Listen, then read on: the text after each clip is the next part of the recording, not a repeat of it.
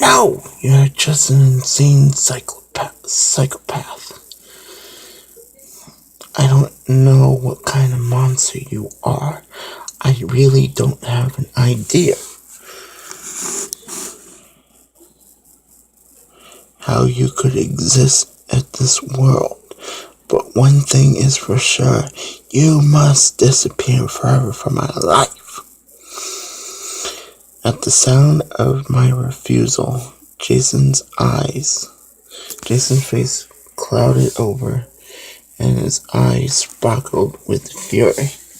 He started to rave and to contort himself and jerking his head as if he went on the blink because of me. I don't understand, he growled quietly. I don't understand, he screamed, grinding his teeth. His face becomes terrifying. I was the one who stayed by your side when your parents preferred to work than to stay with you. I was your loyal friend, while the ones surrounding you only looked for you when they needed it. He came closer. I gave you all my attention, giving you loads of toys, and I never made you lack of nothing. I always aimed for your own good, and that's why I destroyed everything, hurting you. His screams were so loud that it resounded over the walls, while in my body shooting in horror at every word. I got rid of all the people that sat in you because I wanted you to be happy by my side. And after I looked for you for so long, you even forgot me. I was a true friend, but you turned your back on me. Suddenly his ferocious face relaxed, but not his previous insane smile. After doing everything for you, there is another explanation. There is really something wrong with you. He instilled it on me with an accusatory look. You really were a very bad girl, so I have to fix you up. What? I trembled with my voice. You heard me well, you little ungrateful. I will fix you up so you'll be good, he snickered. You'll become a very beautiful toy doll. My mom, who was paralyzed by Jason's tirade, suddenly awoke and pointed the knife over him. If you even dare to graze Maggie, I swear I'll kill you. Jason looked at my mom with a challenging gaze and slowly became closer. The knife was trembling in my mom's hand, while the toy maker gave an inexpressive guise.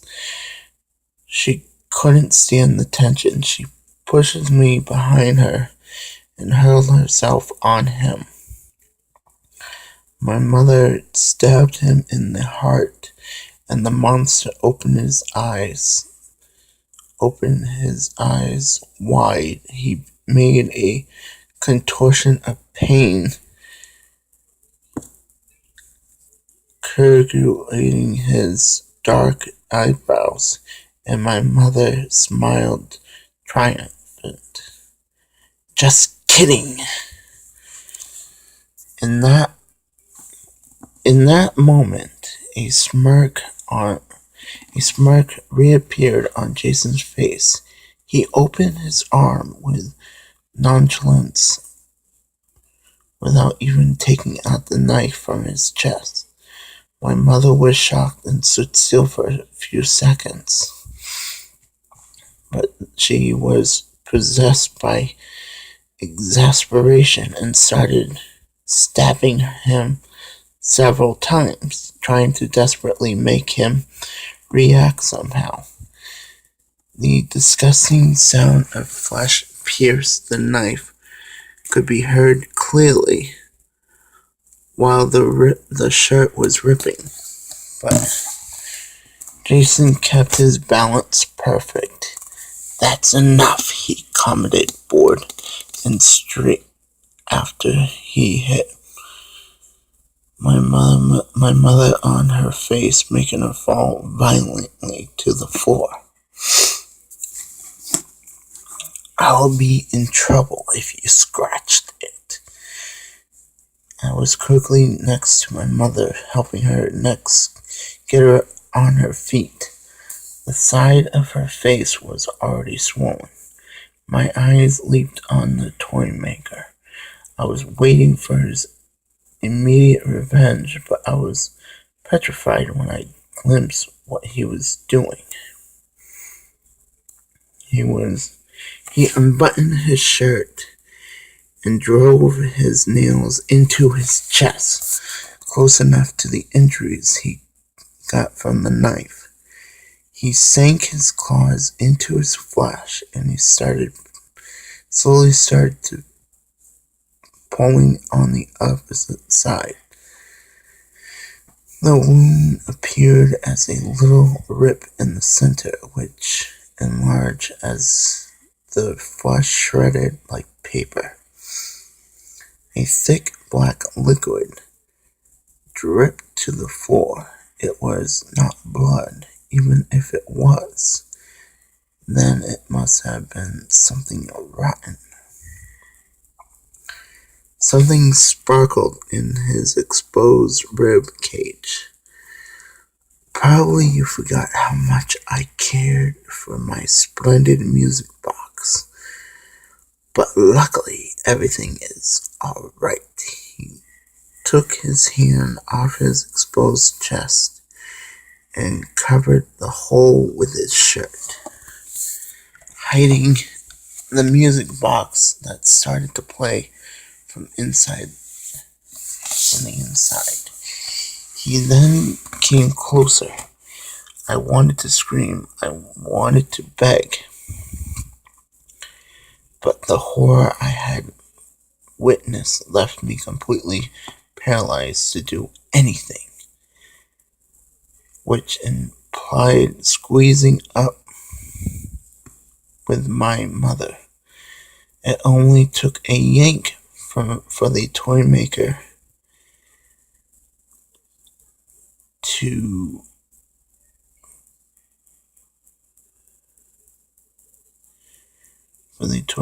to tear her out of my arms. He took her up without effort and pushed her back into his chest, for preventing her to wiggle out of him. He clenched his arm around her neck, while with the other arm blocked the hand that stabbed him. "Now I'll show you what happens to whom tries to hinder me, Mom." He slowly bent her arm in the opposite direction. She cried from pain, trying to set herself free, but the monster was strong enough to bend her limb and make the bone come out. My mother sank her nails into his blackish flesh, which flaked apart, producing a nauseating smell, but she could not set herself free. since the grip was wrapped tightly. "All right, I'll come with you," I shouted with all the voice I had in my body. Jason raised his eyebrow, raised his stare, and gave me a serious look. My mother was becoming more paler due to the pain and the blood loss. She, she needed my help, but there was nothing I could do but handing myself to the toymaker.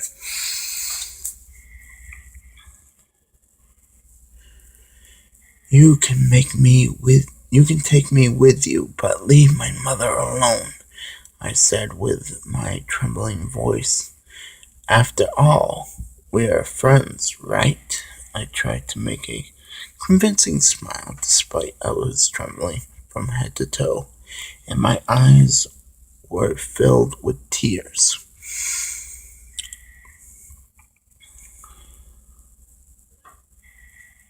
Jason smirked.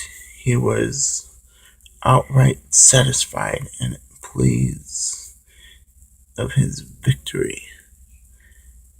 "Excellent choice, Maggie." At the moment, his laceration set in a few seconds, and he was back to his usual appearance. His face returned to his normal state, but I already knew what he concealed behind those amber-colored eyes.